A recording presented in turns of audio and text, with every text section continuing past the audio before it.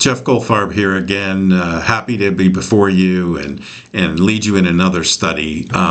This one I've titled Faith at Work. We've heard that phrase "faith at work" before in church, I'm sure, but this really means literally faith at work when we're at work. And when I say work here, I mean it the most broad way I can. Some of us have paid jobs. Me, I'm retired, but I have other things I do for work. There's homemakers, there's students, there's all sorts of different ways, you can define work. I'm thinking about it in the context of what we spend most of our day on. I've always been intrigued by this subject, because when I became a Christian a little bit later at 39, and I'm like, man, if this faith is real and I spend most of my day at work in my job, then surely my work and my job is a way to live out my faith, and there's some things I should think about there. So I was always intrigued by it. I think when I first became a Christian, I'm kind of like, do I need to leave my job and go work for the church or some ministry in order to express my faith? And while some people are called to do that, and we know plenty of good people at this church that are, many of us, if not most of us, are not. So the one way to think of this, and this is what I want to expand upon, is that our workplace can be our mission field. We don't need to be missionaries. We can be missionaries into our jobs, into the place we spend most of our time, into our schools, etc. So let's dive in. What does the Bible have to say about work? Well, a lot. There's just Google Bible and work, and there's, tens and 20s and 30s of verses that come up. Many of which assume and imply that you are working. So the concept of not working doesn't really exist.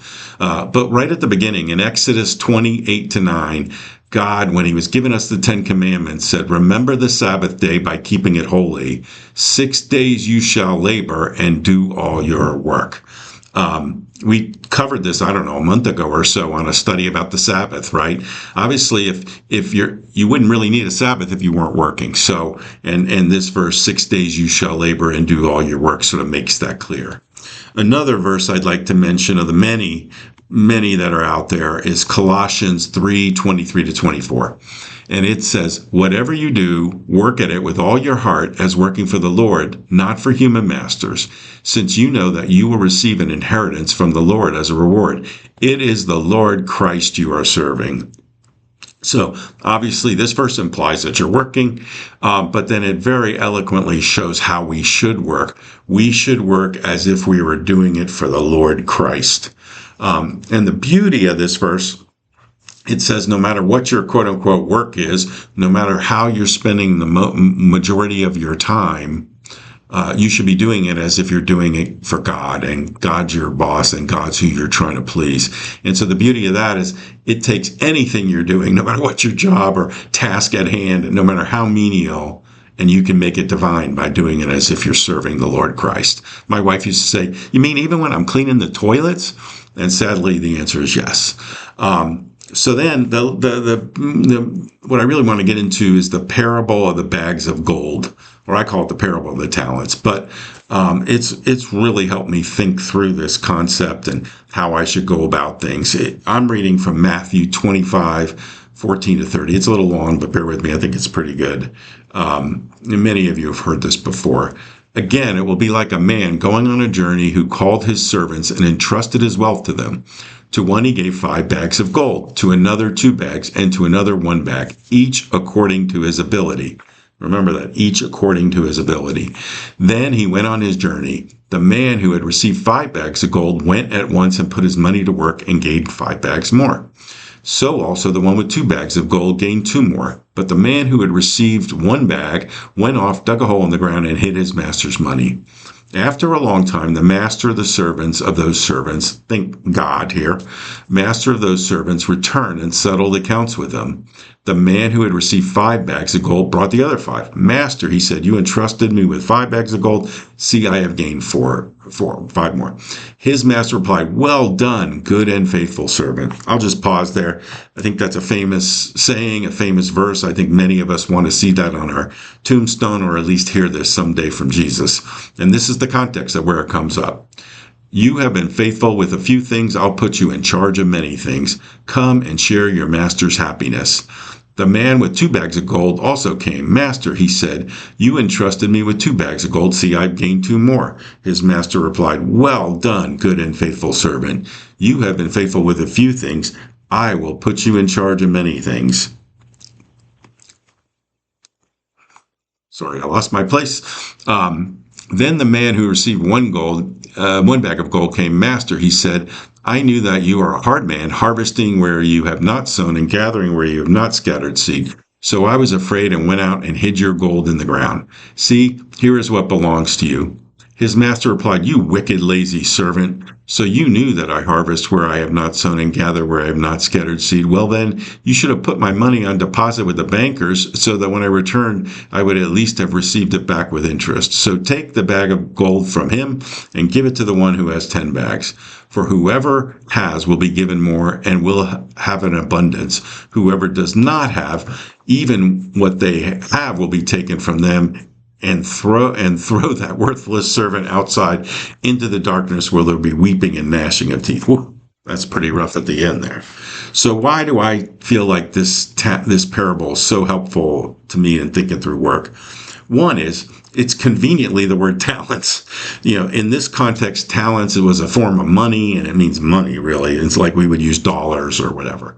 But the fact that the word is talents, it really makes me think about the talents that God has blessed me with, and many of those are things that I would use at work.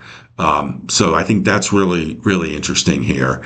And we should be good stewards of all that God has blessed us with. In this case, he's blessed us with bags of gold, but he's also blessed us with certain unique talents created just for us. He's blessed us with certain spiritual gifts.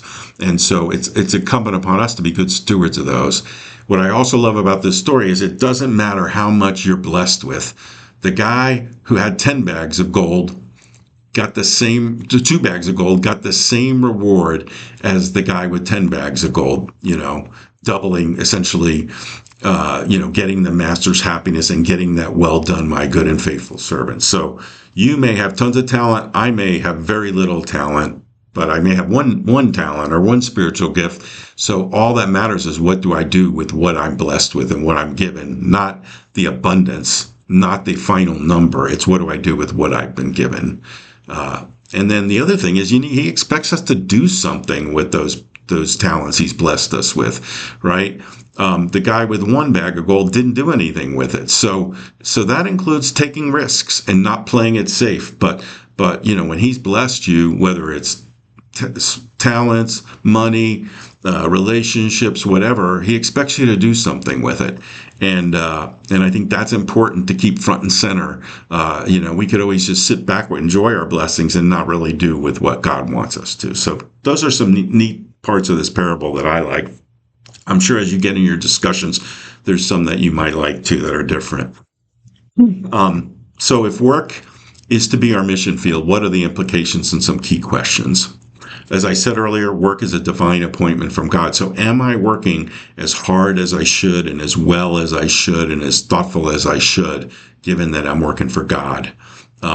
My colleagues, my customers, suppliers, students, teachers, other people that I come across in my day, those are just more opportunities to love my neighbor as I love myself. So to get into relationship with people and hopefully show Jesus to them. What talents has God uniquely blessed me with? Am I using them in the work? How can I use them better at work? Do I need, that sort of thing. And then I think it's important. We should strive to be very, very good at what we do. And when sometimes I say that, people scratch their head a little bit. But I think what I'm trying to say is if you stink at what you do, if you're not very good, you don't have a good attitude, you don't work very hard, and then you try to share Jesus with somebody, they're going to think, why should I listen to that guy? But if you're really, really good at what you do, have a good attitude, work hard, then when you share Jesus, people are going to sit up and listen. So I think that sort of makes a lot of sense to me. So in conclusion, God expects us to work in the broadest sense possible, to be productive and do stuff. We should work as if we're doing it for God, and then we should strive to use the unique talents he's blessed us with. And so I wanted to summarize that. I'd also like a little quick shout out to CBMC. I'm on the board of this ministry called Christian Businessmen's Connection. And the whole ministry is based on how do we live out our faith in the business or in the work context. So if you have any questions or want more information about that, just let me know. So guys, have a good study. Hope you have some good questions and things like that. Take care.